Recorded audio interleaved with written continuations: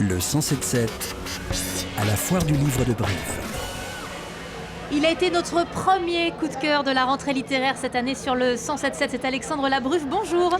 Bonjour Francine. Ravi de vous retrouver avec cette chronique d'une station-service parue chez Vertical.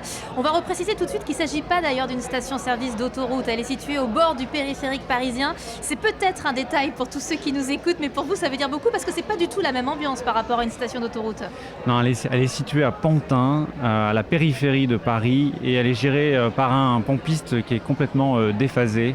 Et cette station-service, elle est le centre aussi du monde, parce qu'elle accueille tous les possibles et tous les gens qui passent et qui la traversent sont aussi marginaux que notre pompiste qui la gère à sa façon, c'est-à-dire de manière complètement nonchalante. Oui, par exemple, il organise des expositions de photos dans cette station-service, et là on se dit que c'est une bonne idée. Oui, il regarde des films, il joue Oui, aux dames, ça. il fait tout sauf servir ses clients.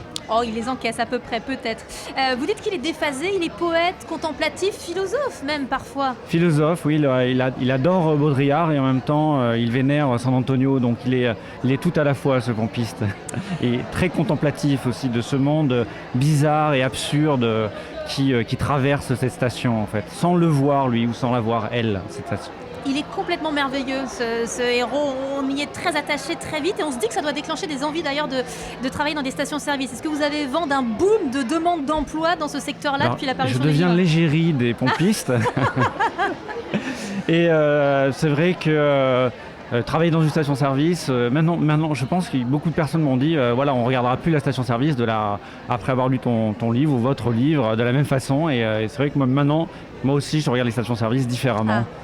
C'est vrai, vous l'avez évoqué, c'est le lieu de tous les possibles et on se rend bien compte dans le livre que c'est l'endroit où des catégories de personnes très différentes se croisent et c'est un des rares endroits où elles peuvent se croiser finalement. Oui, je plaisantais à moitié la première fois qu'on s'est vu, je disais que c'était le lieu le plus démocratique qui existe, puisque c'est vrai que toutes les classes sociales peuvent s'y croiser, tous les possibles peuvent s'y croiser, ça c'est vrai. Et la station-service c'est aussi un sujet faussement pas sérieux.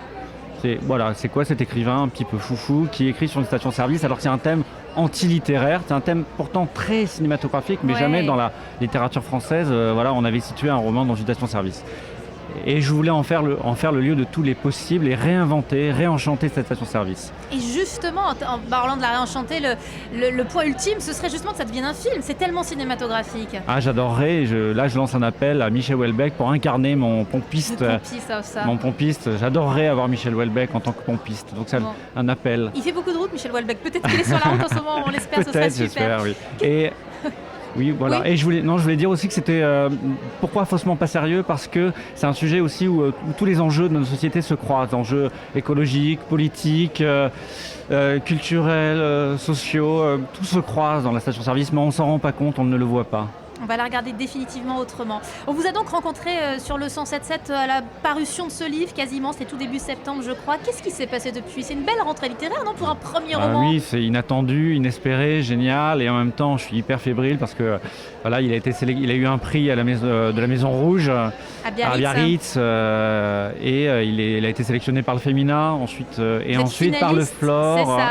Finaliste du Flore et du Vepler, et on attend les résultats et je croise les doigts, je touche du bois. C'est mardi, lundi et mardi, ouais, c'est ça, le Vepler lundi et le Flore mardi. Bon, c'est assez enchanté finalement comme début de parcours, parce que souvent pour un premier roman les auteurs ont du mal à émerger, ça s'est fait tout seul. Et c'est vrai que c'est inattendu parce que la forme elle est très spéciale, la forme de mon roman elle est fragmentaire et c'est presque un manifeste littéraire, je rigole, c'est des haïkus et c'est des pensées, c'est des aphorismes, c'est aussi teinté, imbibé d'humour et d'ironie, et je sais que la France adore la thématique sociale. Moi aussi je voulais une thématique sociale, mais en réenchantant, mais de manière humoristique, avec beaucoup d'ironie. Est-ce qu'il est en vente dans les stations-service, votre livre ? Et j'ai demandé à Michel-Édouard Leclerc de faire une opération, un plein offert, un livre un plein acheté, un livre offert, ça serait génial. C'est des serviettes de toilette l'été. Et j'adorerais qu'il soit en vente dans les stations-service. Oui, il a sa place. Il a sa place. Alexandre Labruff, votre premier roman s'appelle Chronique d'une station-service, il est sorti chez Vertical. Et merci beaucoup d'être venu nous en parler sur le 107.7. À bientôt. Merci à vous, au revoir. Et on se retrouve nous dès demain 10h15 pour de nouveaux rendez-vous en direct de cette foire de livres de Brive.